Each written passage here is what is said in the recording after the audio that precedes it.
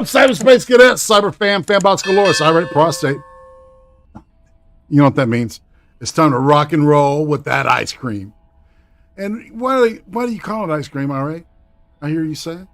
Well, I call it ice cream because ice cream's a treat. And to me, a treat's talking to somebody I'm interested in. I just love talking to people. I always have. And I'm a little caffeinated, like to get a little caffeinated and just hang out with people and chill with them. Maybe, a little, I don't know, THC going up to that. But it is it's one of those Sundays, man. Good stuff. I hope y'all enjoyed that old Betty Boop, little switch up. I just thought, man, hey, let's give it a shot. So, yes, Betty Boop in Hell, classic shit. And on that note, I'm going to introduce today's guest. This guy. All right, so I met this guy. I got into his server through Becca Fairley, and everybody knows that Becca's trouble. Okay, so and I remember hopping in on. He was having a free fall on his channel one night, and I hopped in and I don't know. I probably farted and left. But it was fun, and I kept in contact with this guy. And I met FTW Neil and Errant Bell, who both have done this show. So in his server, and then I got to watching his content. And this dude puts together some slick and excellent analytical and comical. I really like the comical approach that he takes with this stuff, because there's a little bit of tongue in cheek, and communists hate comedy. So this is what I really like about this guy, and he can be dead on with his analysis. With his analyst. And ladies and gentlemen, this is Dronetek. Hey, man. Hello. What's up, man? Hey, thanks for having me on, man. I really finally making this happen, man. That's what I'm saying. Just say hey to Duck Dog out there, FTW Neil Madness. What's up? Johnny Bon Sacco. When I say Johnny Bon, you say Sacco. Johnny Bon. Sacco. That's right, brother. Nathan Rita, Modus Operandi, Shouting at Clouds. What's up, man? Shot Out and Tired. What's up, dude? An Object to Hate. Greetings, people.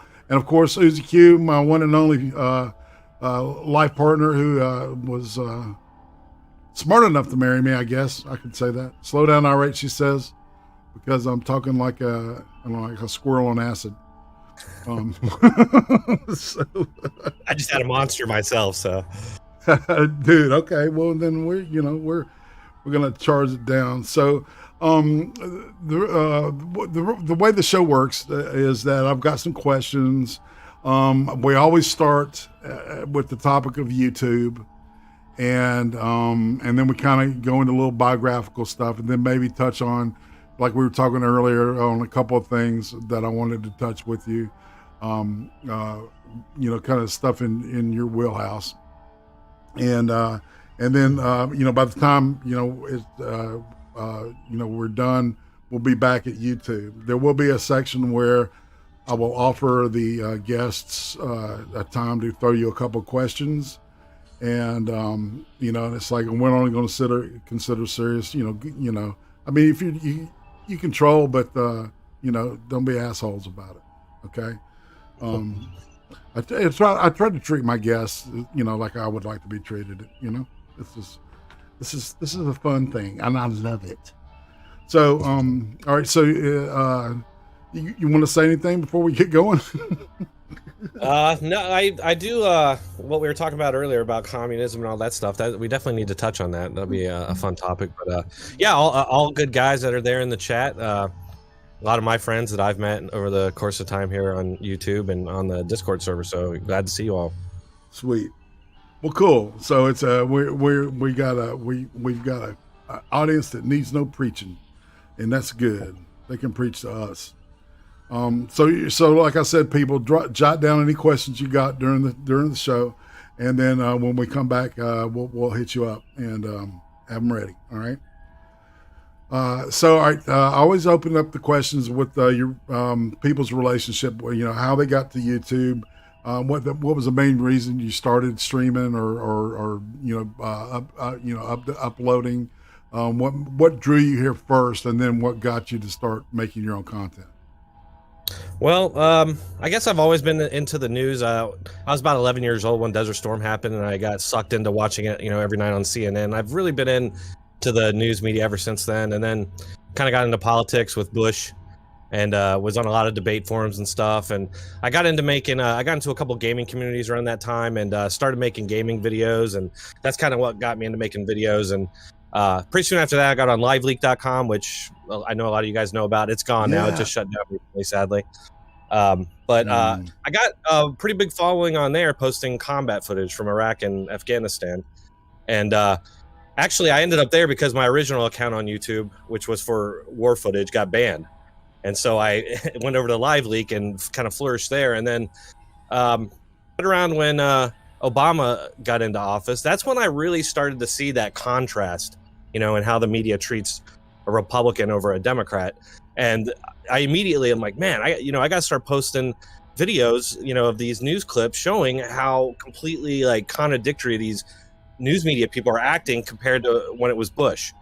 Right. And so I actually just started uploading like news clips around 2009 on YouTube with my current Dronetek Politics channel.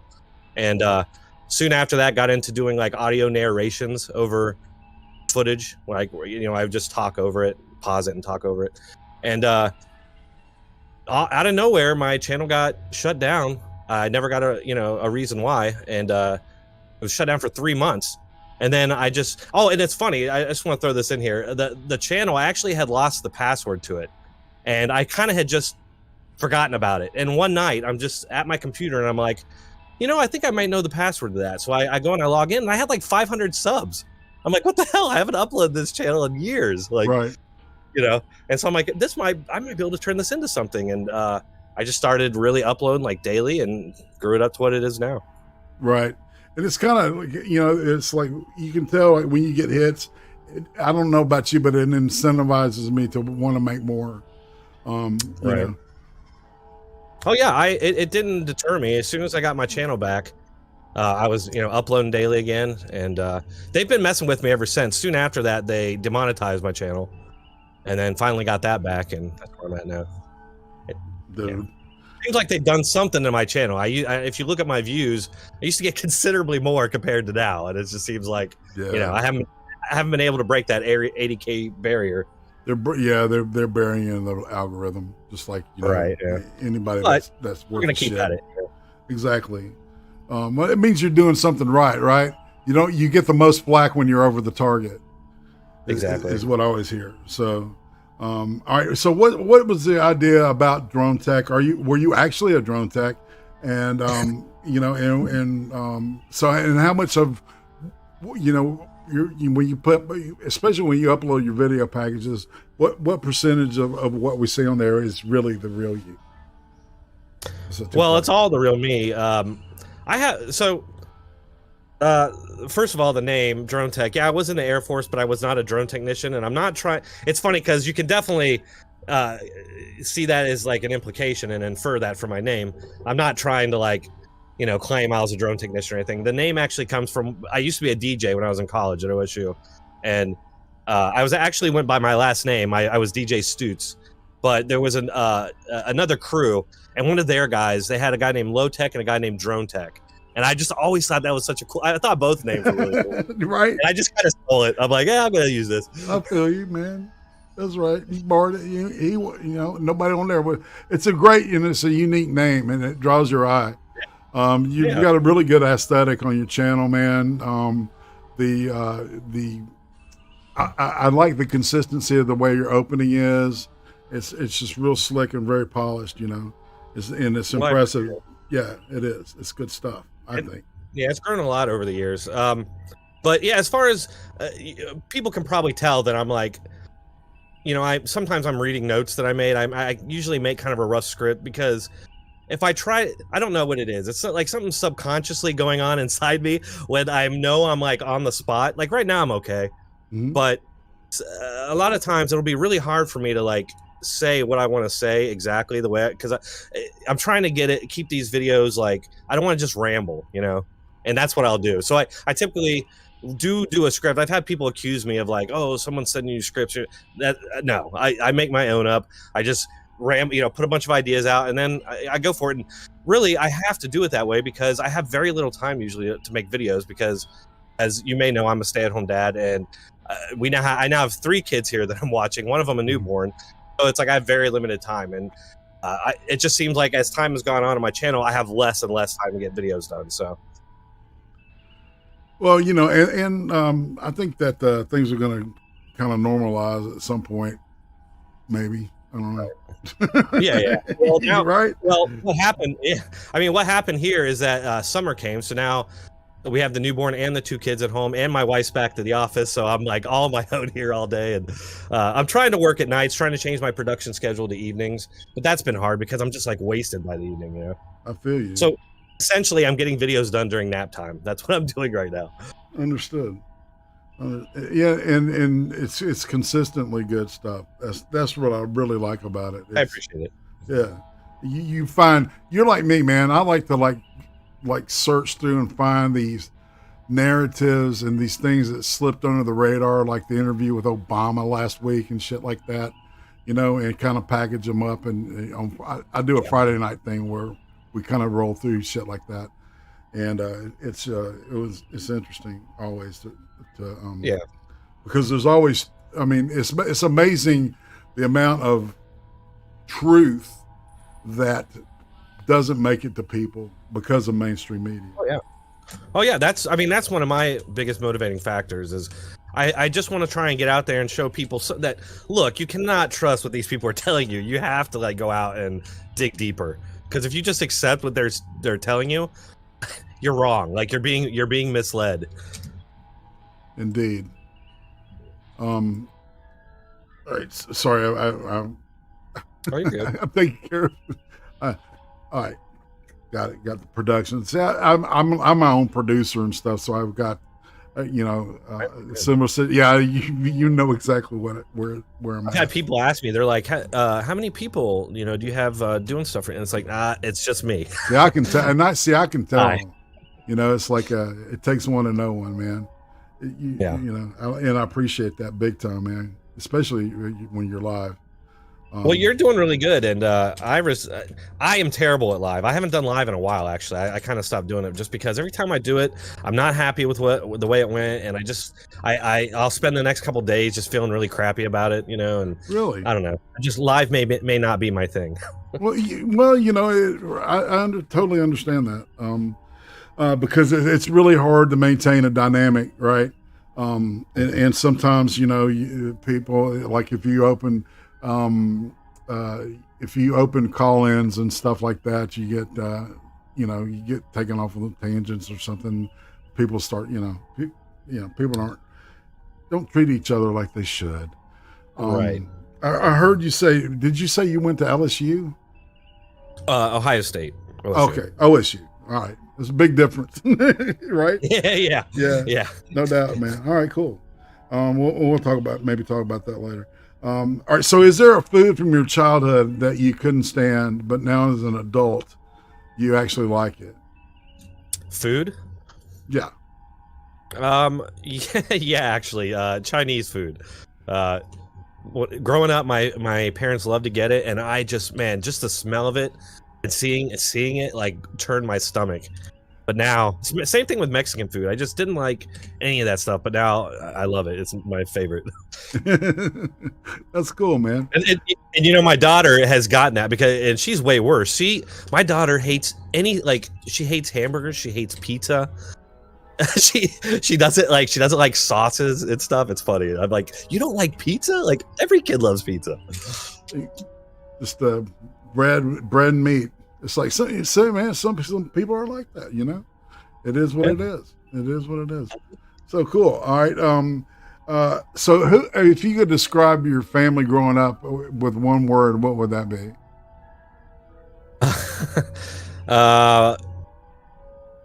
Chaotic. Okay. Who was your biggest influence as a kid? Probably my grandma.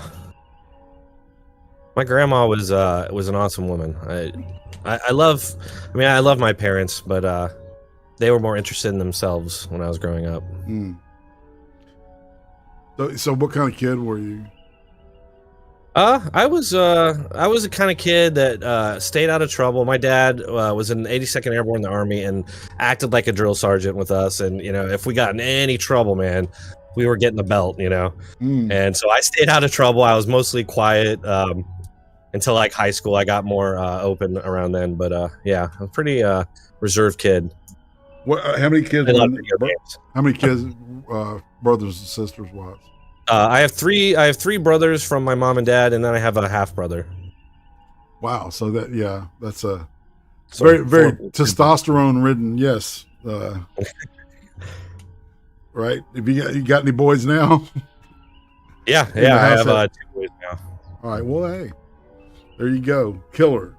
What about holidays? You know, times of years or anything that fires you up? Oh yeah, man. I love Halloween. Halloween's probably my favorite holiday. 4th of July. I just went out and spent like $250 on fireworks the other day. And you know, I would not have spent that much except for because usually every year these places have buy one get one. So you spend, you know, under $100, you get a pretty good amount of fireworks to shoot off. But apparently there's a shortage or something right now, so they're not doing that. So I had to, you know, basically spend a lot more to get what I usually would get. But yeah, those are probably 2 of my favorite days. No doubt, man. Yeah, there was I used to live in Tennessee, and there's this huge like fireworks factory shop. That place was heaven. Walking in there, it was just awesome. I love blowing shit up. Oh yeah, dude. I never had any interest in it until a couple years ago, and I don't know what got me to go to the fireworks place and get fireworks, but I'm like, let's go get some fireworks, try that out. And I gotta tell you, man, it like did something. It was almost like getting hooked on a drug or something. Like, like you said, it's like all these amazing packages and stuff, and then you take them home and fire rockets up and they're exploding, and it really gives you a rush, you know. And it's funny, the first year I did this, I went through all my fireworks before the 4th of July, and then had to go out and buy a bunch more. Man, have you ever had bottle rocket wars? No, like I said, I never even messed with fireworks up until this. Dude, I've done some crazy shit. So what was elementary and middle school like for you? My parents got divorced around that time, and so it was pretty rough actually. I had a rough childhood there just because of all that going on. But I mean, it wasn't that bad. I'm not saying I got, you know, I didn't get beat and I wasn't malnourished or anything like that. But yeah. So if you could go back in time and talk to yourself as an 8-year-old, what would you tell little Dronetek? Just that it'll get better. For a long time, I thought, you know, I'm like, man, this is just what life is apparently, you know, and it sucks. But then life got a lot better once you get older. I heard that, man. Yeah, it's because when you're in the middle of it, it seems like it's going to last forever. And everything, you know, everything does pass. That's the true thing. What's the craziest thing you did as a kid? Well, probably nothing too crazy when I was a kid. That's a tough one. Craziest thing. When I was in college, we did a bunch of acid and ran around downtown in the middle of the night and almost got in fights with people. We ran to a group of Marines and almost got into a fight with them, and I threatened to eat their skin or something. Loud. It was really weird. But yeah, like I said, I'm pretty milquetoast kind of guy for the most part. Sounds like your college experience sounds a lot like mine, man. Yeah. Well, I can tell you a story. I told on it's the craziest thing that ever happened to me. And I told it on my channel once, but like I said, I was a completely straight edge kid. At one point in the summer when I was just out of high school, had just turned 18, we had gotten into shooting a BB gun that my stepdad had. And normally we just go to my house and shoot at whatever, shoot at cans or signs or whatever, and just hang out. I never drank or did anything like that at this point. I didn't do any of that stuff till my like mid-20s. But they're like, hey, you know, one night they wanted us all to come over to another guy's house. So I threw the BB gun in my back seat, picked up one of my friends, and headed over there. And he's like, "Hey, let's stop at Arby's," which his girlfriend was working there. He's like, "I'm gonna see her and we'll get some food." So we go through, and literally as we order our food and I pay for it, as I'm handing her the money, this idiot that was riding with me had grabbed the rifle and was like pointing it at her, says, give me all your money. And I'm like, and starts laughing. I'm like, what the, what are you doing? And like, I didn't think much of it because they didn't say anything. We paid for our food and left. But that night I ended up getting pulled over by like every cop. And I mean, it was like 20 cops. They pulled me out of, and I had no idea what was going on. I'm like, is this some kind of misunderstanding or something? And then it hit me eventually. I'm like, oh, earlier, and the kid that did it was 17. And they never even picked him up. And long story short, I had to fight 3 felony charges for a year. My parents had to spend a lot of money to fight for my freedom because they wanted to put me away. And eventually, once the truth kind of dribbled out, they're like, oh, and they dropped it to a misdemeanor, disturbing the peace, which stupidly I took. I should not have done that because I wasn't guilty of anything, Right. And because of that, it hung with me. I mean, I think it's still on my record that I got charged with those 3 original felonies. And so I had a lot of trouble like getting jobs. When I went into the military, I had to get a waiver. It's like I didn't do anything. I'm a victim in all this, But yeah, it's probably the crazy.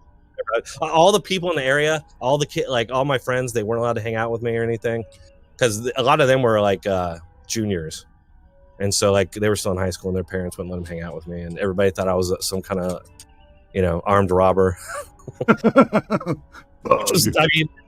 Right. And you know what? I think a lot of people believed it because it's kind of a country town. And when I was and I still am, I listened to a lot of gangster rap and stuff. And I had a Buick Riviera that had like neons on it and looked like thugged out kind of a car, Right. And so a lot of people, I think, had no problem believing that I had done something like that. Right. So did you play sports or did you pick up a musical instrument at that point when you were growing up? No, the only I'm not musical. I've never played an instrument. I play a little piano, very little bit, but mostly it's just being a DJ. That's the only thing I've ever done.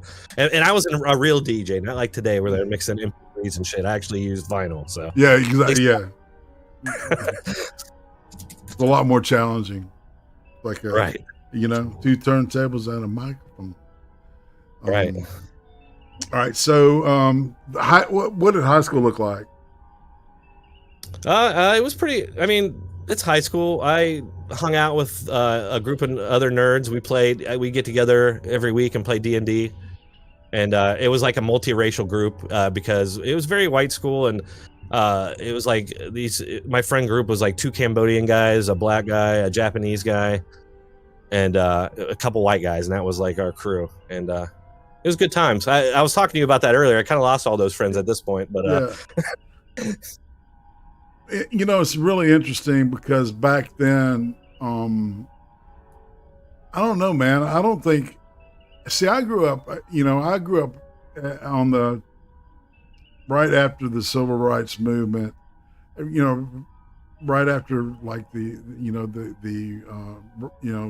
African Americans were given the right to vote, and the whole deal, right, in the 60s, and I don't remember race, in the South, okay, and it was, that was rough for a while here, but it's really weird because the 80s and 90s, it was like I remember thinking, wow, man, this is so, we've come so far.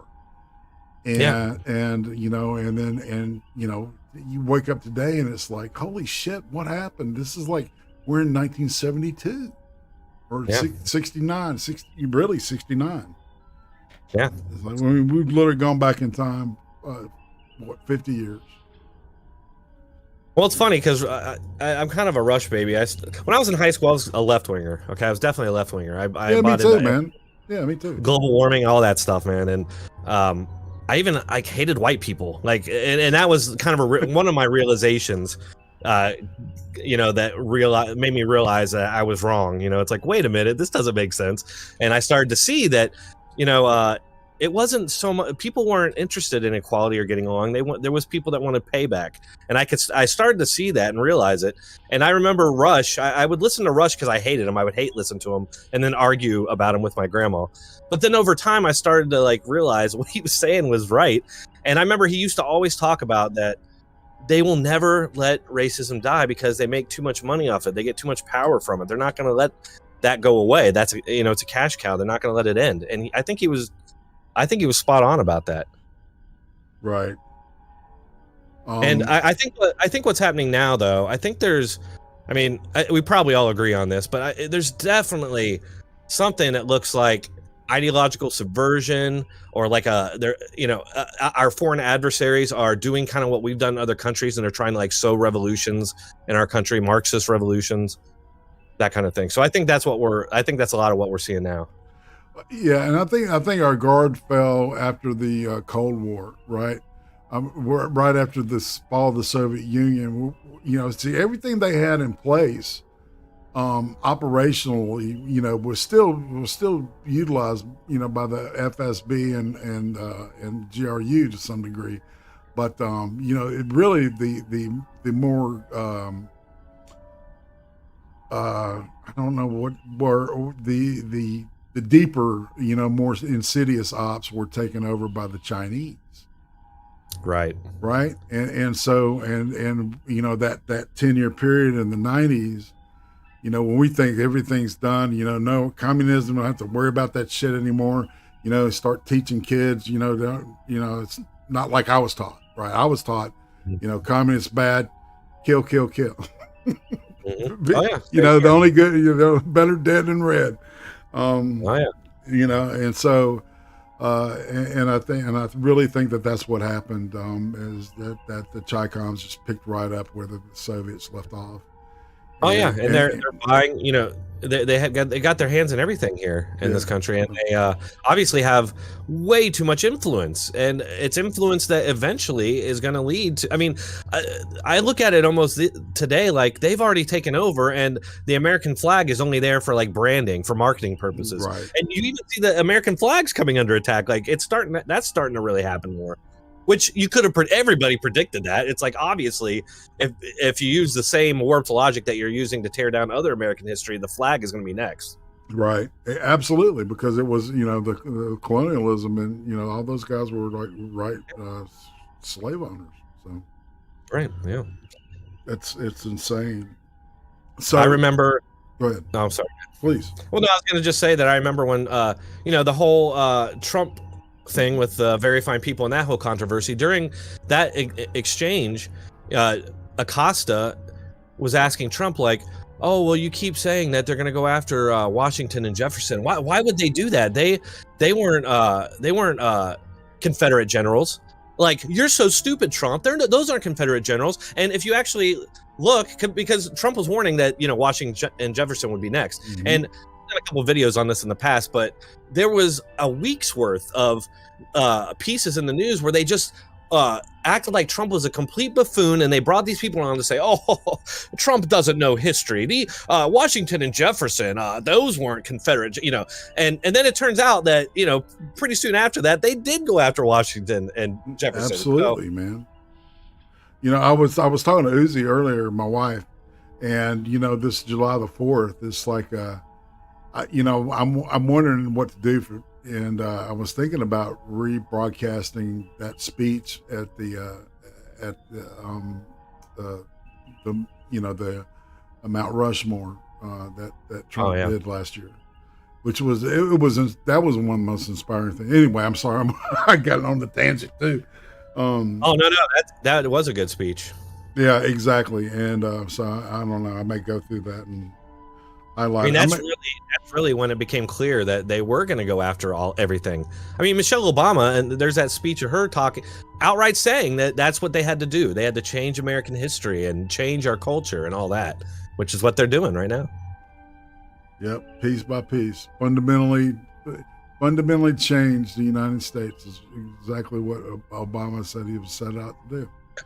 And you know, it's slowly but surely they're trying to, you know, and it's up to us And Beck and I are going to do. I think we're going to do a series where we talk about how to fight back on a more substantial basis, right? But it has to be an individual thing.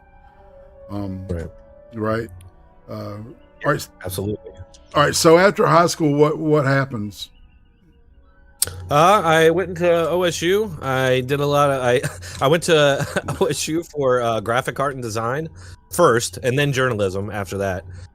Because graphic art design, I quickly realized I was way out of my element. Everybody else was wildly more talented than me, and I'm like, okay, this may not be for me. And so I got into journalism school, and I did that for a little bit. But I was also partying very heavily because, like I told you, I was very straight edge up until that point. And my friends, I remember my very first night at OSU, I went to my friend's dorm because they had already been a little bit, and I got smashed on some cheap vodka, and the party did not end.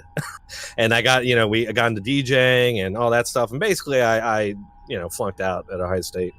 But I will say that, and then I went to the Air Force after that. But I will say that one thing happened at Ohio State that really changed, because that's when I changed from like a left winger to, I don't know if you could call me a right winger or whatever you want to say. I'm not a left winger anymore. But it was actually Ohio State does a thing called Black Heritage Festival every year, and I went to it every year. Me and my friends, we all go and hang out and do whatever. And but this one year, right in front of my dorms, they had a stage set up, and on this stage there was black Israelites. They were up there, and there was this huge crowd of black people. It was mostly black people. It was a mixture of probably students and just people in the area. And they were listening to these guys, and I was with this girl, and I'm like, hey, let's go check this out. So we go over and we're listening, and it's typical black Israelite. If you've ever heard black Israelites, that's what they were talking about. Talking about, the Bible says that white men were meant to be the slaves of black men and all this kind of stuff, and that we got to wipe white people out. And it was crazy because it was this one elderly, the crowd was loving it, which was disturbing to say the least. But there was this one elderly black man there who was just yelling at these guys on the stage, like, you're full of shit. You're wrong. And there was people like laughing at him and stuff.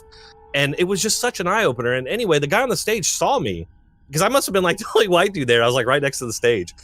And he saw me, and he's like, he reached his hand out to me. And he's like, I'm like, okay, I'll shake your hand. And he's like, you see, I could shake his hand now, but when the time comes, I will spill his blood. And the whole crowd was like, woo! And that for me was holy shit. That for me was like a paradigm shift because I had never encountered something like that, and I'm like, wow, okay, so maybe things aren't quite what I thought they were. Like a slap in the face on that. Yeah, that's crazy, dude.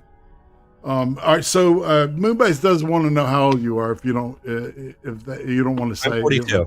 42. Okay. Yeah. I'm a lot older than that. So, you'll never be older than me. Just remember that. You'll probably never guess I was 42, especially if I shaved off my beard. No, dude, not at all. Yeah, I had you pegged in. It's that collagen, man. It's that collagen. Yeah. It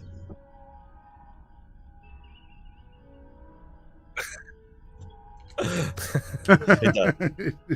All right, so let's kind of like back it up a little bit and talk about the first time you were with a girl. Let's just say that. The first time I was with a girl.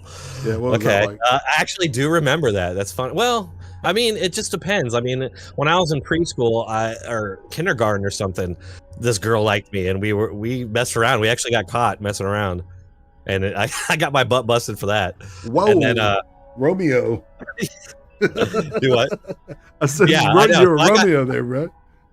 Yeah, man, I got started early, and then probably when I was 11 or maybe 10 or something like that, we had a girl babysitter come over that actually I went to school with her. She was not much, she might have been a year older than me, but she was mostly there to watch my younger brothers. But we ended up messing around and making out, and probably the first time I actually banged a girl, it was, it's a little embarrassing, but so I was into the internet very early on, AOL and Prodigy and all that stuff, and I think I met a girl off of AOL.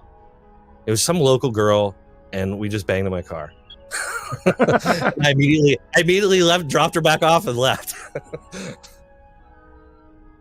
But all right, so what about your marriage? Are you married? Would you? Because you talk. I think you are married, right? Yeah, I'm married. Okay, all right. So how did you meet your wife and talk about kids and stuff? Kind of like that. So I waited. Yeah, I waited a while. I was 36 or 7 or something when I had just like I just like randomly started dating girls on these dating sites and mostly just like banging, But one day I was just looking and I saw this girl and she was into video games and I'm like, oh, she's cute and into video games. That's like the unicorn, Right. It's like, holy shit. Like, I got to meet this girl. And it's funny because I reached out to her and she never responded. And then she said that she just didn't notice it or something. But like a month later, maybe she reached out to me and we ended up going out and hitting it off immediately. And I've been with her ever since. Been together, I think, including dating, like 8 years now. So, and y'all got how many kids together? We have 3 kids, and I knew I wanted to have kids with her. We actually had a kid before we got married. We got married when my daughter was, I think, like 1 year old, and so yeah, we've been married since then. That's kind of that's kind of a thing that I'm seeing happen too. It's society's mores change as time goes on, right? But they don't have to be drastically upended, like what we were talking about earlier. Yeah, I mean, we were going to get married anyway. It's not like we got married because of that. I mean, that's something we knew we loved each other and wanted to get married. So, and I think we do. We get on each other's nerves sometimes, but we're not the kind of that argue. We pretty much get along all the time. You kind of touched on music a little bit. What are you listening to now? I'm listening to it's funny, I listen to pretty much anything except for country. I'm really not into country music, but anything else I'm really into. I grew up on gangster rap, Bone Thugs and Harmony in particular, and then of course I got in when I was a DJ. I was really into electronic music, drum and bass and house and techno and all that stuff. And now I'm listening to a lot of rap again. It's funny, I've been playing Fortnite, and there's in the game there's these little dances and stuff you can buy, and they do this little dance to a song, and there's all these little snippets of songs I was hearing in these dances, and I'm like, it's kind of a cool song. And I looked on Spotify, and sure enough, there's like a playlist, Fortnite playlist. So I've really been into that lately, and like synthwave, like retro synthwave kind of music. I'm into that. Yeah, I kind of dig that stuff too. It's like a good stuff. I'm a big, I don't know, I like everything jammy, just jammy up, dude. All right, so we had touched base a little bit about the next question is, all right, so we're kind of talking about aesthetics, all right, and like, what is your favorite horror film? And I know you're a fan of Lovecraft, so let's kind of explore that a little bit. Yeah, my favorite horror film. Probably right now. I mean, there's probably of all time. I don't think you can count Aliens as a horror. It's more of a horror action, but I'll say Aliens or The Thing. I think The Thing is probably my all-time favorite horror, and it's funny because it ties into H.P. Lovecraft a little bit there. And I was into the Thing way before I even knew about H.P. Lovecraft. But probably The Thing. It's an amazing movie on like all fronts. Same with Aliens. Aliens is just like, everything about it is perfect. Excellent. The thing is like the pinnacle of practical effects, before everything turned. Like a good way to look at it, like if you go and look at the remake of The Thing in 2011, where almost everything is CGI, and compare that to the Thing in the 80s was a remake also, but it's way superior as far as I'm concerned. Yeah, Rob Bottin, the makeup guy on that, he literally lived in the studio for like 35 days making that stuff. And he was like, I think he was like 20 years old. He was a kid when he did it, man. Oh, really? Yeah. And the whole, I could talk days about that movie because, to be honest with you, it's my favorite movie too. To be honest. And so, all right, so we were talking about reading Lovecraft because it is cosmic horror. You're right. It definitely fits the and there's some good movies out there that are like low budget, good cosmic horror films that oh yeah, you turn you on to. Can you hear my kids screaming? I don't know if that's picked my mic. It's fine, man. Okay, all right. No, I've got music playing in the background, so okay.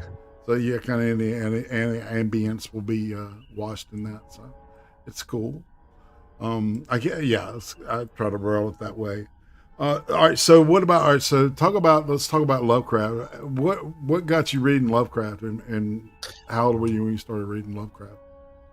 It's very recent. I mean, so it's been kind of like I dipped my toes into it a couple years ago. I think I was surfing YouTube and I came across at the Mountains of Madness, like an audio thing of it, and the thumbnail was really cool, and I'm like, oh, what's this? And I think I was just bored and I wanted to listen to something, so I put it on, and it just blew my mind. And also I started realizing that the thing is the closest thing we have to a adaptation to that story. But absolutely, yeah.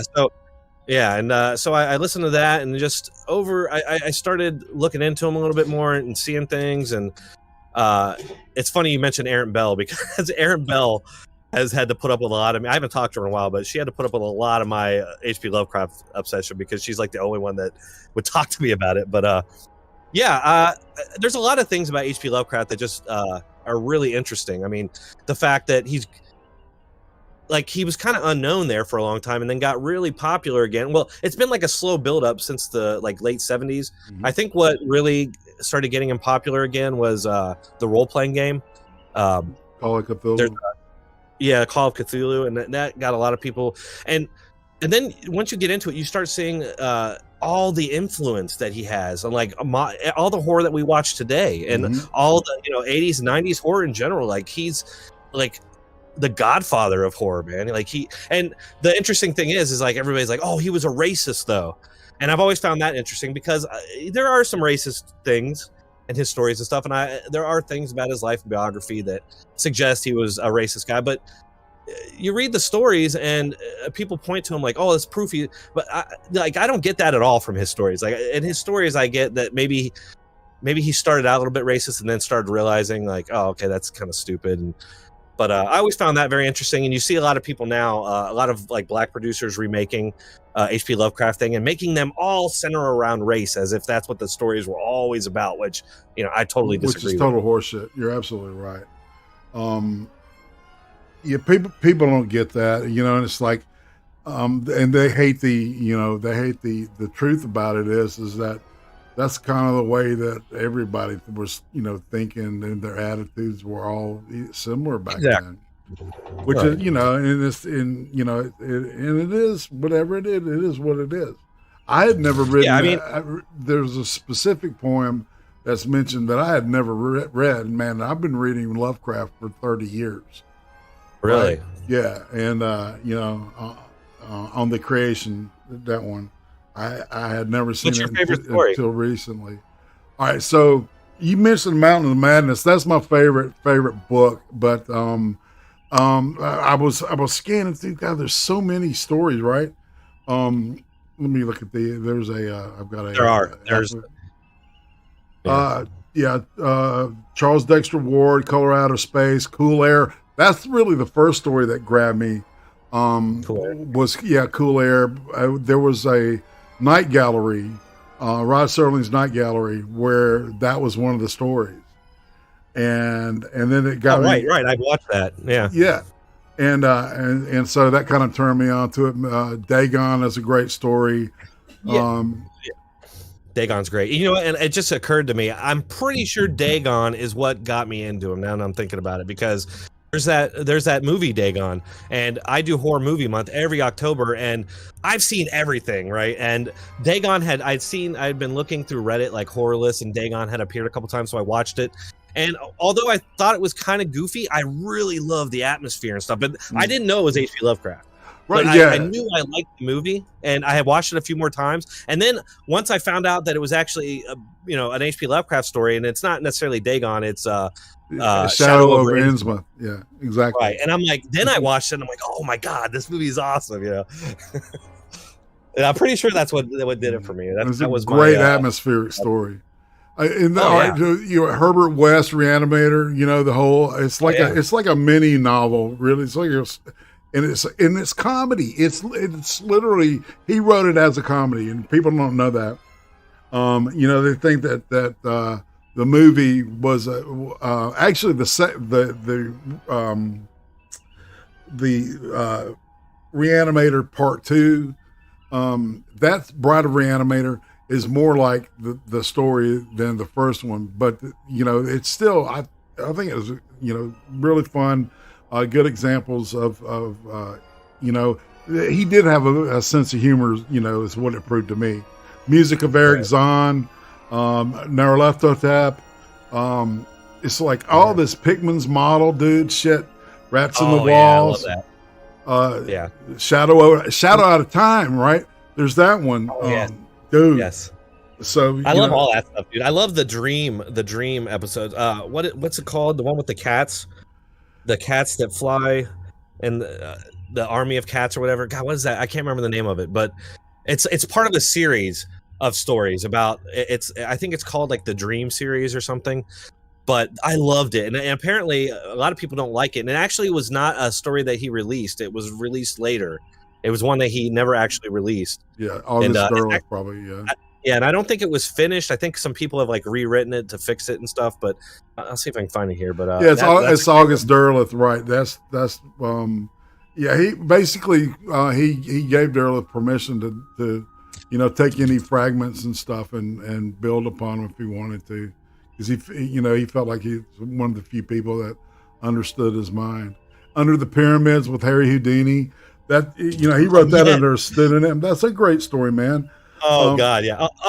Dream Quest of Unknown Kadath is the one I'm thinking Oh of. yeah, no shit. That and let's see, The Whisperer in Darkness, dude. Have you seen that video? Oh, yeah. The video of that, man? Movie? The movie, yes. Oh yeah, it's great. It's the black and white one. Oh yeah. Yes. This is fantastic. Well, shit, man. Yeah, they the HP Lovecraft Society. They also did Call of Cthulhu, which I also loved. I thought that was really good. That was excellent too, man. Done as a silent film with old school 3D animation, man. That was fantastic. Oh yeah, I love Cthulhu out of the ocean. That was badass. I'm a big like Ray Harryhausen guy, so I ate that shit up. Like, it was just, man. You know, Ray, was that the stop motion animation guy? Yeah. Jason the Argonauts, Sinbad movies, all that shit. Speaking of that, have you seen the? He's like, not to go off on a tangent here, but have you seen this? I think it's like the 60 frames per second 4K they redid all of the Jason the Argonauts footage. It's pretty awesome. You should look it up. Dude, I would love to see that shit. It looks really awesome. Yeah, because I've got an old actually, I've got a version that I've actually shown before, because for some reason that fell into a anyway. So it sounds like somebody picked up the copyright on it. Dang it! What? Hey, you know, it's like I'd love to see that shit in 3D. Yeah, that's what I grew up watching, and you know, and I fell in love with you know, with horror. And with the, you know, just fantasy, just that whole, you know, blow your mind kind of stuff. Yeah, that's what At the Mountains of Madness did for me. It like really blew my mind. Like going into like how he's like reading the history of all these other life forms that have lived here for millions of years before us, and like, you know, they created humans through like just messing around with genetics and stuff. And I would love to see a movie adaptation of that. We're probably never going to see it, but. I know that what's his face was supposed to do Del Toro. Del Toro, and you know, Elijah Wood's got a company that they're doing adaptations. They did The Color Out of Space, and I think they're doing which one are they doing now? I know I can't think of the name. It's the one where the dude turns into a giant like triangle big face creature at the end. I forget what it's called all of a sudden, but they're doing that movie right now. And what sucks is Stuart Gordon was doing that. He's got the Dagon. He's done all the best adaptations of Lovecraft, as far as I'm concerned. Yeah, man, Stuart Gordon's great. He did. He got fired. Honey, I Shrunk the Kids. Yeah, I know, dude. He and Stuart Gordon and Brian Yuzna had a falling out. I don't know. Yeah, that sucks. What are you talking about? Are you talking about that, or are you talking about something else? No, well, apparently, I read a blurb about it like a month or two ago, but apparently he was. All I read is that he was abusing somebody, or he was abusing employees, or I don't know what that means. If I don't think it was sexual, but fuck, he was apparently canceled. it was bad enough that they kicked him off, which it must have been something bad because it's like like H.P. Lovecraft adaptations do not have a great track record, and so it's like he's done the best ones. I think. I mean, I love. I don't. From Beyond and all those, I can't remember. From Beyond and Reanimator Man are the two, like, ones that are out there. He did Dagon, and what's the other one? Maybe Reanimator 3. He also did. He did that, and he also did the Masters of Horror adaptation of not Rats in the Wall, but Dreams in the Witch House. Dreams in the Witch. Yeah. He did an adaptation of that, which was I thought it was okay. I mean, it was pretty good. It's the best Masters of Horror episode. Well, yeah, and it's really hard. All right, so and he did a good job of grasping that like distorted geometry that Lovecraft talks about, and it's like you try to picture the shit right. You try to picture it in your mind, and it's like, and I think he got the closest I've ever seen it. What does he call them? What's the word he uses for that? I can't think of it. He uses a certain phrase to describe the angles, and I can't remember what it is. Yeah, but it's really obtuse, maybe, or some shit like that. No, yeah, I'll look at it, but go ahead. I have to find it because, the course of Dunwich Horror. Dunwich Horror. That's the one that they're doing. Okay. Well, good, because they need one that's more. I don't know the Euclidean angles. Euclidean angles. That's it. That the bizarre geometry. I love that shit. And talk about the when Rillier emerges from the water in the video in the movie. The black and white. It's got those kind of weird angles and stuff, and the way they did it was really creative. It's I'm geeking out, Uzi. So what? Yeah, it's fun when you actually find somebody that's like really into it, H.P. Lovecraft as much as you. It's funny. I got into this podcast called the HP Podcraft or HP Literary Podcast, I think is what it's called. I actually talked to those guys on Messenger. They're cool guys, but that's a great podcast, and that really helped me get into it too. Absolutely. So, all right, shit. I can talk another 30 minutes on this stuff. And you know what else is cool about H.P. Lovecraft? Like and I don't want to say he was the first because I don't think he was the first actually, because I think the one of his inspirations, the guy who did Conan, I think Sir Arthur Doyle or whatever, I think he was the first one to kind of do a universe. But H.P. Lovecraft created one of the first like universes, like with a story arc that continued multiple stories. Right. Yeah. Whereas his iconography permeates all his stories in some degree. That's why I like. There's a new game that came out called The Shore Dude. And if you're a Lovecraft fan, you'll love playing this game. Oh yeah, I have that already, and I also have Call of Cthulhu, which I want to play on my big screen. There's one called Canarium, which is like it's right out of the Mountains of Madness. It's got the creatures and everything from it, but it's a different story. Yes, like you find it, where you wake up in the place where, and you don't know. It's a weird game, and it's really kind of obscure, but it's on Steam. So, Canarium. Yeah, there's also some like old school like PC adventure game style games, Shadow over Innsmouth, and they have At the Mountains of Madness, which I have purchased and downloaded, but have not played yet. Dude, there's a game at the Mountains of Madness. Yeah, but Holy it's like smokes. Yeah, well, it's on Steam, and it's like, do you remember games like Day of the Tentacle and stuff like that on PC, like back in the 90s, where it's like a point and click adventure where you look around for it's that style of game. Oh, I dig it. See, I've been playing Blade Runner, the 1997 version. So I got that on GOG through a machine, through a virtual machine. That's pretty fun too. Yeah. So, but yeah, I'd love to catch that stuff, man.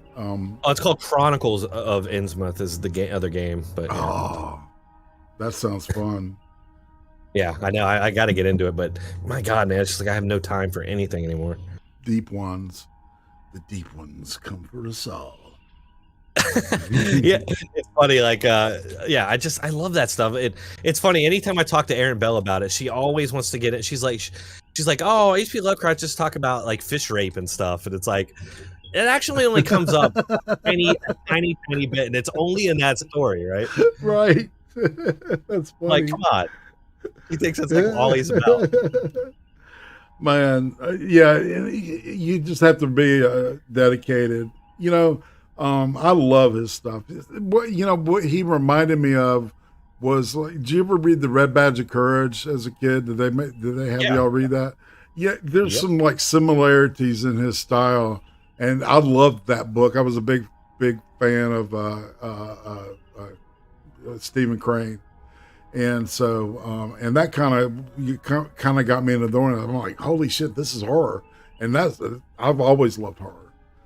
Have you gotten into like any of the, because lots of different authors, which I haven't really dug into it yet. I want to, but a lot of other authors like continued the mythos, and did lots of stories having to do with all that. But I really want to get into those, but I don't. Oh, and real quick before I forget, I meant to tell you this when we were talking about At the Mountains of Madness, but there's an amazing graphic novel that was put out recently. It's by this French author, and it's actually a 2-book thing. I only had the first book, but you got to check it out. I'll send you a link to it later. It's amazing. If you ever want to see like an awesomely like really well drawn out adaptation of At the Mountains of Madness, this is it. Oh, sweet. You know the art of the guy that did it. I'm a big fan of French. Yeah. Is it Mobius? Here I'm looking now. Please say yes. I love this shit. Or Bilal. Oh, I think that's who it is. Bilal. That sounds. Fuck, man, they're even better, man. Shit. But yeah, he did the. God, what is the name of that story? The Immortals Fete, which was in Heavy Metal magazine. So I'm really giving myself away now. I'm a huge Heavy Metal magazine. Nice. I love old. French sci-fi, French horror. Some really creative shit. Maybe they're assholes, but they make good art sometimes. Right. What were you saying? Have you seen like any well, I was just wondering if you watch any like Japanese horror right now. I pretty much watched everything worth watching at this point, but I still really love it. It's and it's funny because apparently from what I've read or what I've heard, the Japanese don't really know he's not like a huge like they don't really know about him over there, but like Japanese horror is like right in line with that kind of stuff. Junji Ito, man, he's a big. You can tell he's read. I think, I don't know, the one that's called Karo, and the Curse and Koto. It's like I can't remember what Karo means, but it's like cult. And those are really weird, kind of obscure stuff. That Aiden Paladin turned me onto that shit. Junji Ito. Is the director. Yeah. Of course, man. And like Spiral, that's an insane Uzumaki, man. All anything Mike did. Miyazaki or Uzumaki is that the guy's name? Uzumaki is the name of the movie. I don't know who did that. Right.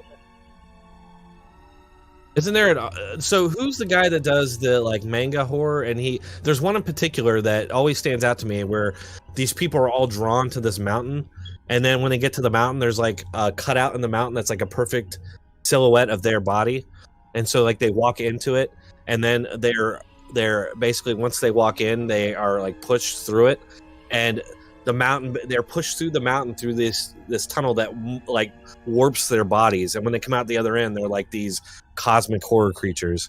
Oh, crazy, man! Really creepy. That sounds good, Yeah, man. creepy. That's cool, man. So Junji Ito is an amazing manga. Yeah. I was talking about his films, man. That he made himself. Yeah. Junji didn't make the movies. He made the mangas that the movies are based on. Really? Okay. The guy that did Cairo, I don't know, man. Now I got to look it up. Kiro. I think this is what I'm talking about here. I just posted it in your thing, but yeah. But I'm always looking for good horror, man. Like I'm right now, and I have been for a while now. I'm really into found footage stuff. Mm-hmm. I love found footage. I don't know why. It scratches an itch that I can't get in any other horror. I can't really explain it. And a lot of it's horrible. Like, it's really bad. But they still manage to get a creepiness factor, which is rare. Like, it's hard to find anymore. Like, I found this channel. It's called Life of Luxury. Mm-hmm. And they do... It's funny, if you look at their channel, they start out doing those spinner things. I forget what they're called. Fidget spinners. They're doing, like, fidget spinners. Right. But then it turns into this like found footage horror, and it's really bad. Like they cannot act.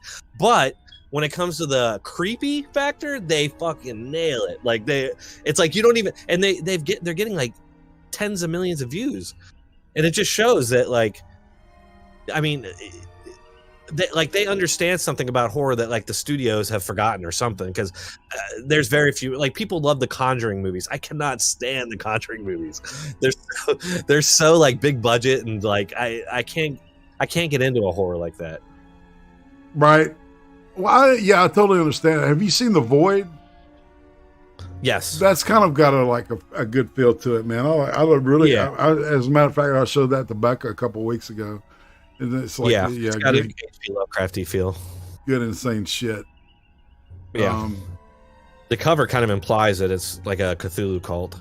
Okay, all right. So this is like the occult movie. It's called Akataro. That's right. Koji Shirachi. That's who I was thinking of. Not Junji Ito. Junji Ito is the manga guy. Koji Shirachi is the guy that did the movies I'm talking about. And of course, Takashi Miike with Audition and Ichi the Killer, you know.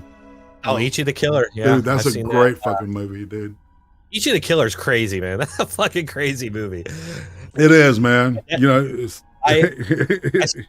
you know, that movie was like one of the first like memes. Like it's up there with like early memes. There was a lot of stuff from that movie that like, I used to post on somethingawful.com, which really was the source of all that stuff back in the day. Well, that opening shot, man. I mean, it's like, it's hard to forget.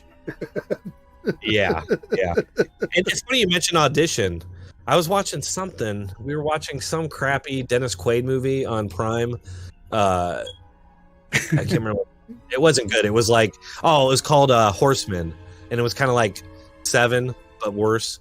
But the whole time I'm like, this movie, like, I'm like, oh, the Asian lady is the bad one, because I'm like, she reminds me of the chick from Audition. I think that's what they're going for here. Man, I'll never forget that shit.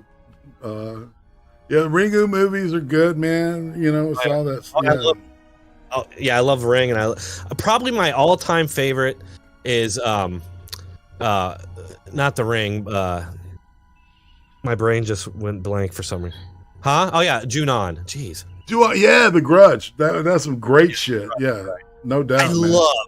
I love all of them. I love all the Japanese ones. I love the American ones. I love the crappy, like the Ring versus Junon movie. Have you seen that? It's actually pretty good. Yes, man. That dude made that movie. The Karashi Soji. The one I just was just talking about. He made that. Oh, okay. And it's really good, man. That is really a fun movie. Dude, I was like, I've seen all the movies now. Like, I saw like the original 2 like concept shorts, you know. I watched all those. I watched the original show that ran on Japanese TV, or the miniseries or whatever. Saw all the movies, saw all the American movies. I'm like, man, I hate that I don't have any more to watch, because I just love the concept of like, you go into this house, you step foot in this house, you're fucked. Yeah, like, no doubt. It's like it's like Hellraiser. It's like the box. Once you solve the puzzle, you are fucked. So right, that's true. Yeah, yeah. But yeah, then I saw that. I'm like, oh, this has got to be bad. This has got to be bad. But I'm gonna watch it, and I thought it was kind of it was a really cool concept. They're like, oh, you're cursed with the Junongos. Well, why don't we just get you cursed with the Ringos too, and we'll see if they fight each other for you. I just thought that was amazing. It was like, and then I love the ending. I don't want to spoil it for anybody, but the ending is just like perfect. Killer, man. So what about you? Got any sci-fi films? Any? Oh, yeah, I love sci-fi. Yeah, I love.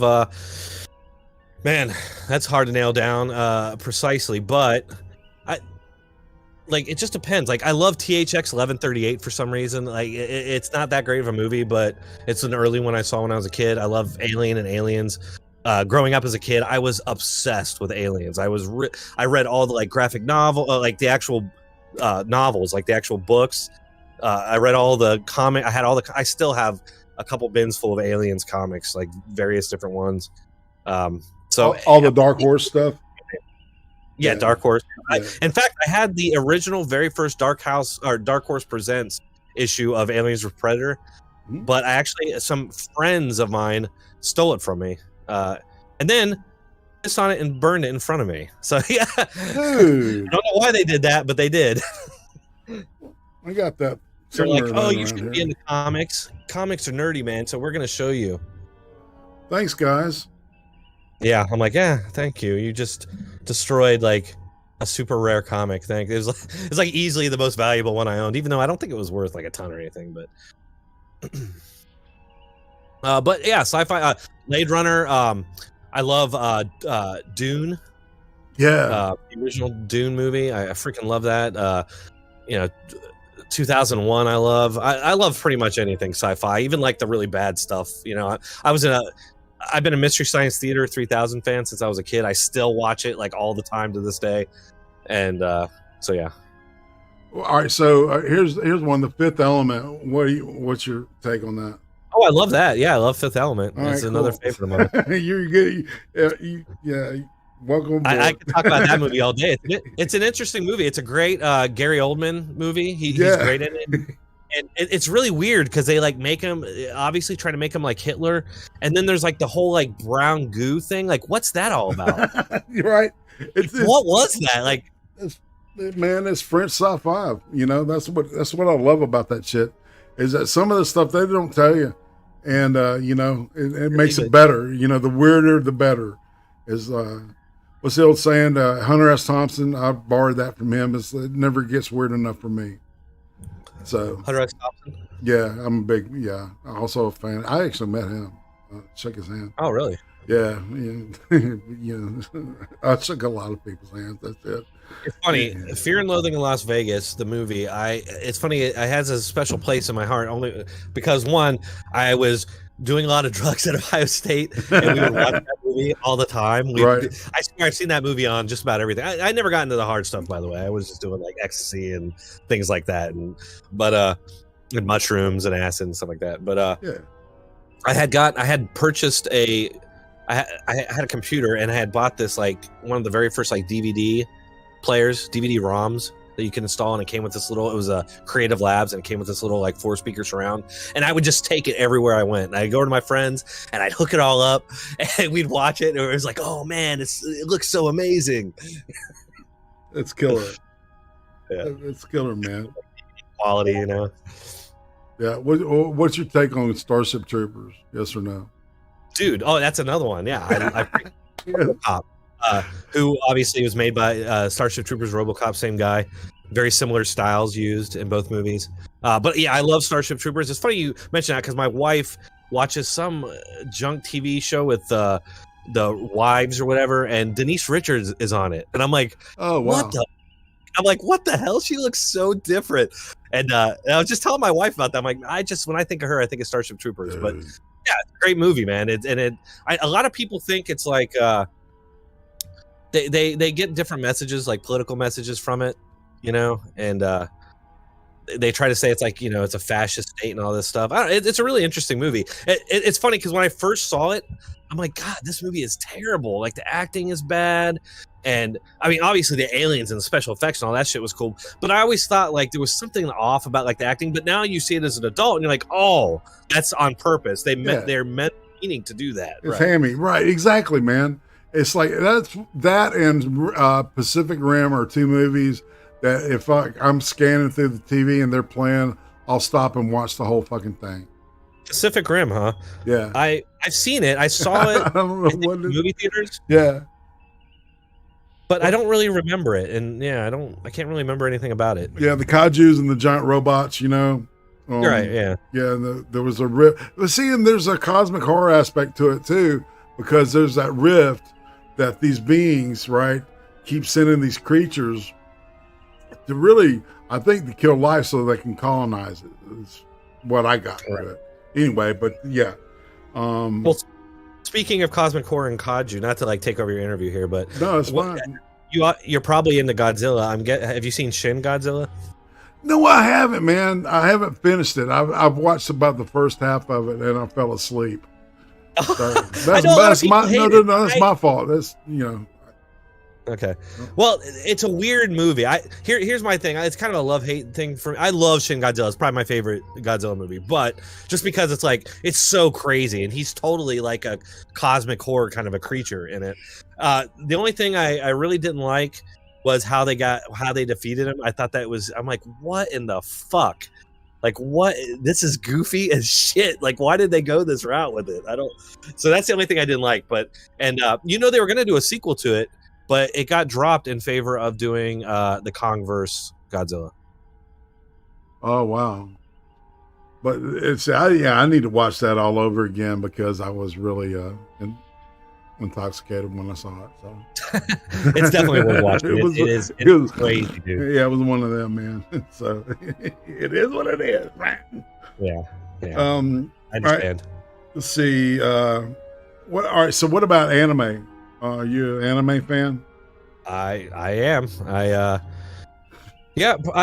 So it's funny when you talk about anime. I remember like midnight. Well, probably in high school. Me and my friends would always go to Blockbuster. We'd look for crappy movies, bring them back, watch them, and like make fun of them, you know. But I remember we saw like Ninja Scroll at one point, and we're like, oh, let's see what this is. It's cartoon and it looks, you know, like it's violent and stuff. Let's check this out. And I don't know if you've ever seen that, but a lot of people my age have. And it was awesome. It was amazing and kind of blew our minds. And then I think right around the same time, a Street Fighter 2, and we were really into that at the time, Street Fighter 2 anime came out, and that was really awesome. And I kind of got sucked into it right around then. We went to a Comic-Con, and I'm just wandering around this convention center by myself. And I look into this, I'm walking by, and there's this like movie theater. What is that noise? There's this movie theater playing, I didn't know at the time it was Dragon Ball Z, movie 7. I'm like, what's this? It looks crazy. And right as I walked in, it was like one of their mass destruction battles, you know, and I got hooked. And ever since then, man, I've seen pretty much everything out there, but Dragon Ball Z, man, I still love it. Nice. Yeah. I've seen pieces of it. It's like, I didn't grow up with it, right? Like a lot of guys, I run into on this platform. But AP keeps telling me I need to watch the original from the beginning. Oh yeah, Dragon Ball Z, and I actually not seen the original series all the way through Dragon Ball. I've seen a lot of it. It's funny. I tried to watch it with my daughter, and we were watching through it, but it's got all this sexual stuff in it, and I'm like, all right, never mind. I'm not gonna watch this with you right now. Yeah, it's a little. Yeah, I hear you. Like laughing Roshi all the time and stuff. Right. What about, all right, so this is where I ask you if you got any scars, tattoos, or piercings? No tattoos or piercings. Never was into any of that. I have plenty of scars, mostly from when I was a kid. Probably the biggest scar I have is on my arm, which is fairly recent. I broke it. I was doing something stupid, like getting up. Got up on like a counter to adjust a vent or something, and I got like... Somehow I got like vertigo and fell, and when I got up I had severely broken my arm, and they had to put like a metal rod, so I got a big scar going down like from my elbow to my wrist. Man, yeah, I know that hurts. You know, bone shit. I've had bone shit done too. All right. So in 40 years, this is we're kind of nearing the pivot questions, and then so chat start gather your questions, and then I'll tell you when you start popping them in. All right. In 40 years, what do you think people will be nostalgic for?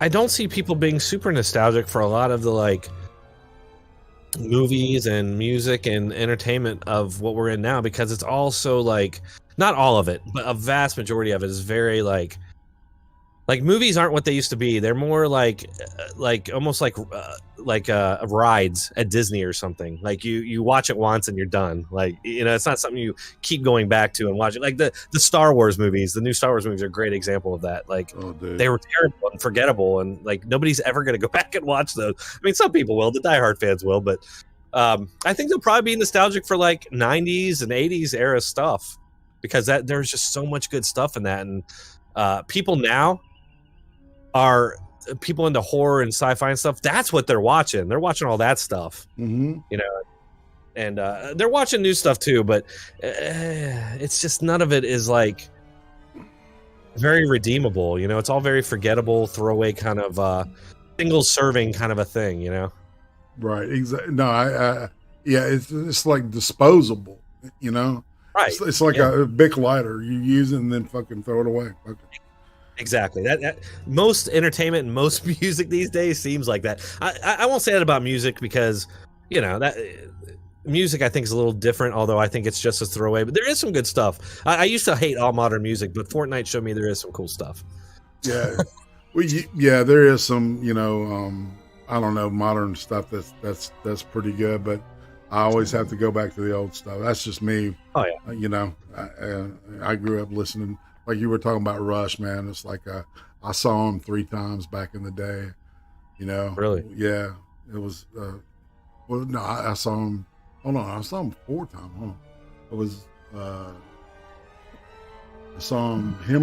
Pharaoh of the Kings, Hemispheres, the Permanent Waves, and I've seen him 5 times. Shit, Exit Stage Left and Moving Pictures tours. So yeah, that was back when they were doing their thing. You know, it's interesting because Neil Peart had a huge impact on my political thinking too, philosophy. Nice stuff. Sorry I brought that back up, but I was just oh, no, you're good. All right. Not to get off on a Rush tangent here, but you know, somebody, and I had not heard about this, but somebody the other day messaged me, like it was a comment on one of my videos where I had mentioned Rush. And someone's like, they made a comment like, I can't wait. They're like, oh yeah, I've been missing Rush, but he's gonna be back soon. Like almost like a Trump thing. Like Trump's about to take the White House back. I'm thinking about the band, not Rush Limbaugh. Oh. Yeah. Oh, well, as far as the band goes, it's funny you say that too, because right. What? I am totally, man. I'm embarrassed as fuck now.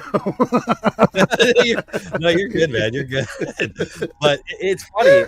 Well, it's funny because you could take it either way. It's funny. I never was into that music, but I am like revisiting that stuff now, like classic rock and a lot of that stuff. Yeah. Getting in. Man, I'll never live that one down. Oh man. So anyway, yeah, balls busted forever known. Yeah, I'm gonna get it. Well, apparently there are people out there who think that Rush Limbaugh is in the witness protection program and he's gonna be back anyway. Oh my God, no. Yeah, man, my sis is still buying into the QAnon shit, man, and I'm, you know, I kind of have to tell her when she shoots me the article. It's just like, well, this is, you know, some of it's plausible and some of it's like totally bullshit, and some of it's like a little bit of it's like, oh yeah, that's for real. Right. But I never got it. Yeah. All right. So if you could go back in time and spend a week with anybody, who would it be and why? It would probably be with probably H.P. Lovecraft. Oh. No. Or, well, I mean, honestly, that's like a person I would love to hang out with. Either that or Jean-Claude Van Damme. Okay. Nice. All right. ACVD. So, yeah, would you say All right, what would you say is your spirit animal? That's what. Spirit animal. I never really thought about. I had to say a wolf just because wolves are cool, but I don't really know. I don't know, man. What's the most useless talent you have? Useless talent. The ability to speak a little bit of Japanese. That's probably it. Hi. No, it's no. Well, I can speak a little bit more than that. I took a little bit at OSU, and I honestly learned a lot just from watching Japanese Dragon Ball. But yeah, No doubt. All right. So, all right. This is the point in the show where I tell everybody to queue up your questions for Dronetek, and I've got what. Do you know who James Lipton was? Do you remember Inside the Actor Studio? Came on PBS. yes, I do. All right. So this dude, he passed away, and I kind of picked up his little tradition that he asked everybody. During the interviews, he would ask them these 10 questions. He asked everybody the same, at one point. He would usually get a deep dive and then go. So what's your favorite word? My favorite word. Awesome, probably. I say that way too much. Everything is awesome. Nice. All right. So what is your least favorite word? That's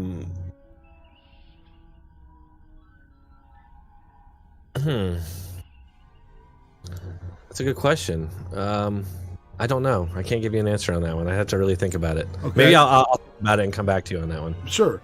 All right. What turns you on creatively, spiritually, or emotionally? What turns me on creatively? Well, any kind of like speculation about the universe and the reality that we exist in, and in politics. Politics really is what sets me off most of the time creatively. What turns you off?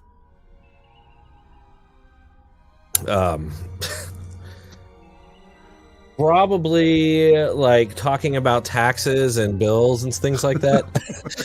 My wife takes care of that stuff. Anytime she starts talking to me about it, it's just like wah wah wah wah wah wah wah. Your eyes glaze over and it's like, oh yeah, yeah. I understand that totally, man. All right, so what's your favorite curse word? Fucking A. Nice. What sound or noise do you love? Sound or noise do I love? I love the sound of crickets and frogs and stuff chirping at night. What sound or noise do you hate? My 2-year-old screaming at the top of his lungs. You terrible twos. Yeah. What profession other than your own would you like to attempt?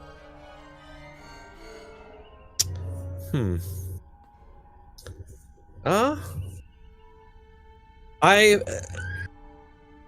always kind of wanted. I've liked the idea of being like a cop, being a police officer. Oh wow! I probably never will, especially now that I have 3 kids. But yeah, that was always something I was interested in doing. Or what profession would you not like to do? Pretty much anything else. Retail. Understood. Or warehouse work. Either of them. Lifting shit. Yes. If heaven exists, what would you like God to hear? What would you like to hear God say to you when you arrive at the pearly gates? There you go. Enjoy your here's your room full of endless women to bang. Whoa. Okay. Nice. All right. So we got some questions here. It'd be a little bit like, have you ever seen the South Park movie when Kenny dies and there's just titties everywhere? It'd be something like that. Floating on a cloud of titties. Yeah. Oh man. All right. So everybody, if you would, go ahead and put in your questions and hit them with a bunch of question marks, so I'll know that's what you want me to read. And we'll start with the beginning. Duck Dog asks, Have you ever read the Dread versus Alien comics? The Dread versus Alien? Yeah, like Judge Dredd. Yeah. I've seen them. I have not read those ones. I've read the Aliens versus Terminator and Superman versus Aliens, I think. No. It's like everything versus Aliens. That's right. Aliens. I do need to check that out for sure. Xenomorph is the shit. All right. Yeah. Well, just real quick on that topic, I haven't read that. I don't know whoever asked that how into aliens you are, but I read like all the novels, like the Earth Hive series and all that stuff. It was excellent. I've never understood why they haven't made movies based on those because they're just great stories. Well, Hollywood's into just regurgitating stuff now, you know. Yeah. Did you see? If you saw E3 today, like all the games are just like remakes of other games, but yeah. It's really sad, isn't it, man? People just don't want to invest in creativity because they're fucking, they don't want to take a risk. They're afraid of not making money. All right. So what do you think of Barbara from Barbara for You to See, Barbara LX, Barbara 2.0, the Barbara Horvath? Do you know who I'm talking about? Barbara for You to See. Barbara Horvath. I do not know who that is. She's like a YouTuber from Slovenia, a little actress girl. She dated Chris Raygun for a while. Oh, really? Yeah. Chris Raygun, huh? Before he left her for What's Her Face? Yeah, What's Her Face, exactly. Is he still with her? No, they broke up. The MTV chick? Okay. Yeah. What's her name? Green, something so green. Funny you say Chris Raygun because I haven't watched Chris Raygun in months, but I just happened to watch his E3 live stream today. So, wow. Yeah. Small world, dude. All right, Shenron or Perguna? Shenron, man. Shenron. Always. The other guy is the one from Namek, I'm thinking, right? The other Dragon Ball dragon.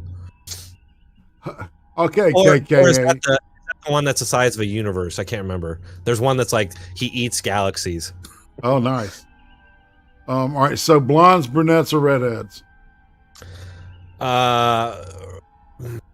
Brunettes and redheads. I'm not big on blondes, actually. I feel you. Hey, Dronetek, how are you going to be doing any more live shows? Smoke Steve asks. Hey, Smoke Steve. It's funny. I was talking about that earlier, Smoke. I will at some point, probably. I'm really self-conscious about my live streams. I just have not really.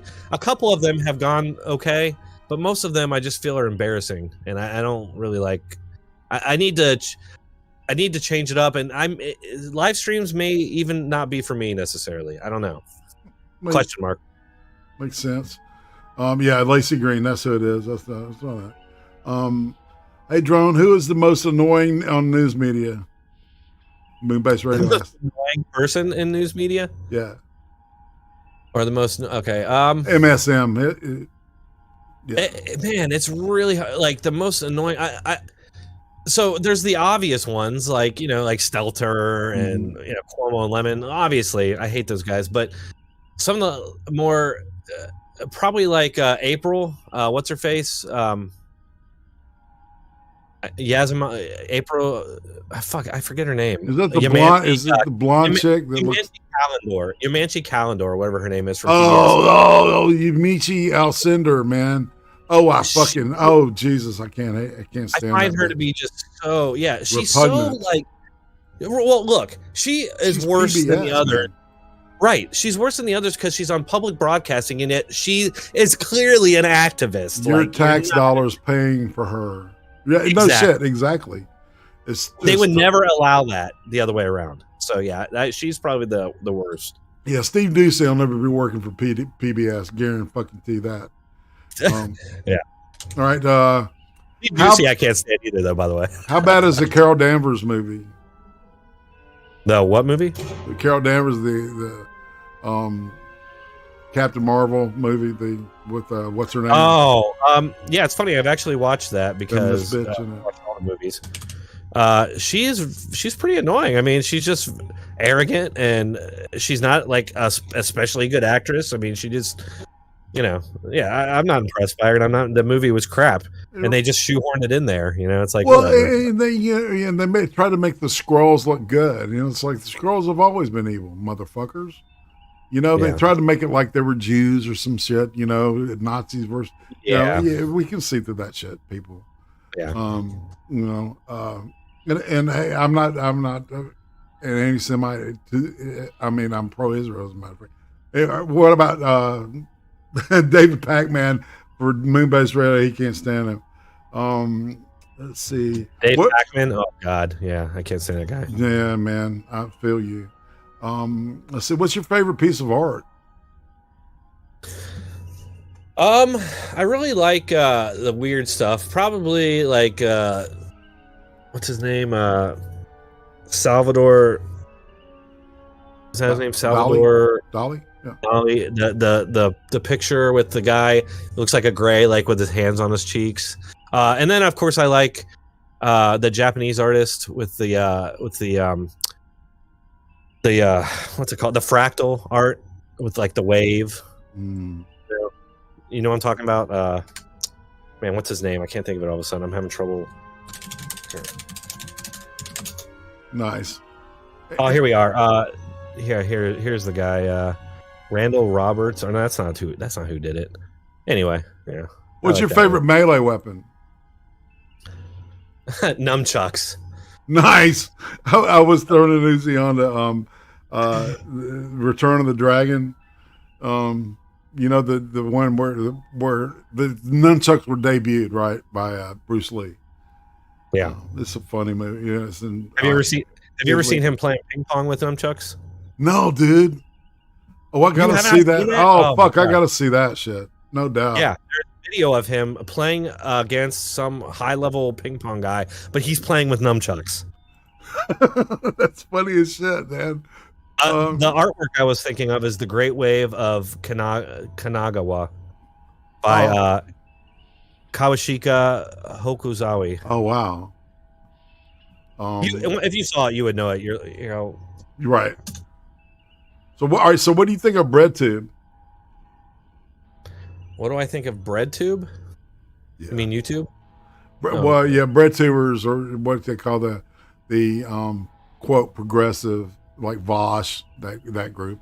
Okay. Yeah. I mean, I'm not impressed. I mean, I just wonder, like, what's going on with these people?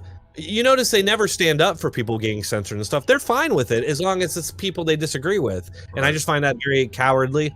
And they're putting out this content and they're being bolstered by the mainstream media, all these institutions, mainstream institutions. It's like, you guys are the ones in power, and you're basically completely okay with using that power to, stomp on your political opposition. And that just shows who they are. So yeah, I'm not impressed. I feel you. Watch a lot of those guys. Yeah. I totally agree 100,000% with that too, man. Like I tried to debate, I went on those debates and stuff with a lot of those guys, and they're just like, I can't stand them. Like one of them, Dylan Burns, for example, and Dylan Burns is an okay guy, but he says, oh, if you misgender somebody or you don't use the right pronouns, you're banned. It's like, oh, so I'm in a debate environment where you're censoring me from speaking the truth and reality, and you're going to shut me up if I do that. And that's, that should be a red flag, but they have no self-awareness. Right. Well, yeah, I got nothing. It's like, all right. So, here's a question: feelings on Graboids. I get frustrated when that shit. Feelings on Proud Boys. Graboids. I don't know. Graboids. Graboids. I've heard that. Graboids. Okay. What is that? What is that? What is it? It's from the movies, Tremors, the Tremor movies. Okay. They're the creatures. Oh, okay. Those are they're very. They kind of remind me of they're kind of. It seems like they're lifted kind of from the things from Dune. They're kind of like the sandworms, Yeah. Yeah, they're cool. I love the Tremors movies, even the crappy ones. Yeah. All right. Do you have any collections? or any Yeah, strange I have collection? a retro gaming collection. I have tons of retro games, and that's pretty much my main collection. Yeah. Nice. Have you ever played Ju-On, the video game? I have not. Man, does the Crowder lawsuit against YouTube have any chance of succeeding? I would say probably not. Hey, dude, I gotta run to the bathroom really quick. I'll be right back. All right, we're almost finished. So, do some shout outs while we're on that thing. Yeah, I know the bladder runneth over sometimes. Asherella, what's up, girl? Moonbase Radio. I've seen everybody in there. Smoke Steve, of course, said hey to you. Rational Wrong Think. I said that again, didn't I? I saw you, Madness. Read your question, Tika. That's what I'm going to call you from now on, Tika, because you know the word there. Asherella really thinks that we need to watch Dragon Ball, Lucy. So that's something we need to mark down. She won't watch it because she's a snob. Dr. Kim, I thought I saw you out there. Hey, let's see. Did I miss anybody? I'm just trying to check, make sure. Looking through the stuff. Duck Dog. Of course, I done. Yeah, done said your name a couple times, ain't I? Okay, thank you. Sorry. Hey, no problemo, man. I totally get it. We're back to the phone. You got to go. All right. Yeah, we're near the end of the line now. Anyway, question wise, so what monster drink have you been drinking through this interview? Manus asks. The green one, the green monster. That's the only one I ever drink. I used to like the, which I don't drink these often. I just happen to have one from vacation because I just got back from vacation. I had bought a couple monsters for the drive. So, but they used to have that pink one, the pink colored one. I really liked it, but at some point, they changed the recipe or something for it, and it tastes different. So yeah, just the green one. Have you read Derek Padula's books on Dragon Ball? No. What are they about? I don't know. Oh, no, I haven't. I'll look into it, though. Yeah. Madness is asking good questions. Thank you, man. All right. So we're going to wrap that up. And if any questions pop up, I'll insert them. But we're moving on. All right. So we're back at YouTube. And this is where I ask you, who would you say is a criminally undersubscribed YouTuber that you would like to promote here? Well, Robert Noir, the guy is just amazing. Like he may be like the best debater for our side on YouTube. I legitimately think this, and he's actually a professional debater. He was on the debate team, and he's actually run for office in Pennsylvania. Oh wow! The guy's really smart. He's on Twitch and YouTube and everything else. On YouTube, it's called Normal America with Robert Noir. Yeah, that guy. I think he's up to like 3,000 now, but man, he should be the one at 80K or more, and I think he'll get there eventually. Maybe. I mean, it seems like his channel's being suppressed as well. Yeah, well, he keeps kicking lib asses, and it's just they can't have that shit. No, right, exactly. They gotta keep people down who can argue well. But I will say he's on all the different debate streams. So I mean, he's all over the place. He's on Dylan Burns's, and he's all over. Yeah, and that's the reason. It's like I'm promoting your channel here today, and I appreciate you promoting like Rob's channel because I think he's a good he's a good one. Let's see. All right, who do you think is a YouTuber that's overhyped? Somebody you don't get, you just don't understand it. I mean, there's so many of those. That list might be long. Like David Pacman, that's a good one. That guy is just an idiot. He's wrong like so often, but yet his channel's exploded. I look at a lot of channels and I'm like, damn, man, like I wish I was that high, but I don't have like a lot of like animosity towards people in general. I mean, you're asking me the question, so I would say that, but normally, I'm not really thinking along those lines. I got you. Yeah, it's just stuff that just doesn't appeal to me, right? I totally get that. What do you think will finally break the internet? What do I think will finally break the internet? What do you mean? I don't know. That's just a quick. An EMP, or here, I'll say this: an EMP created by a super massive solar flare or something, or there's something called something, I forget exactly what it's called. It's called something termination, and basically there's these giant methane or mercury pools on the sun that are going to collide and create some sort of massive EMP or something. So that would be what would break the internet. No doubt. So all right, so talking about your all right, so everybody in the description, you'll see all of Dronetek's social media links, everything from his page in Rumble, BitChute, Gab, Twitch, Odyssey, and D Live TV, also his Discord. If you go in his Discord from this channel, you better be nice in his house. All right, fam. I just, I'm sure they would be. Yeah, I will. Yeah, but there's a couple, that they got to get daddy's attention occasionally. Yeah. So, so what about content? You got anything that you're working on that you're going to drop in the next day or two? Did you drop something? Oh yeah, I'm working on different things. I mean, I don't have anything big right now. I mean, just my usual media clip stuff. I do really want to get back out and start doing the protest interviews and stuff again, because I think that a lot of people liked it. And I had, like, especially the gun. If you saw the gun protest I went to, I think that video turned out really well. So I want to start doing that again. It's really just a matter of like having the time, and it's hard to just like leave my wife with the kids. You know what I mean? So yeah, being a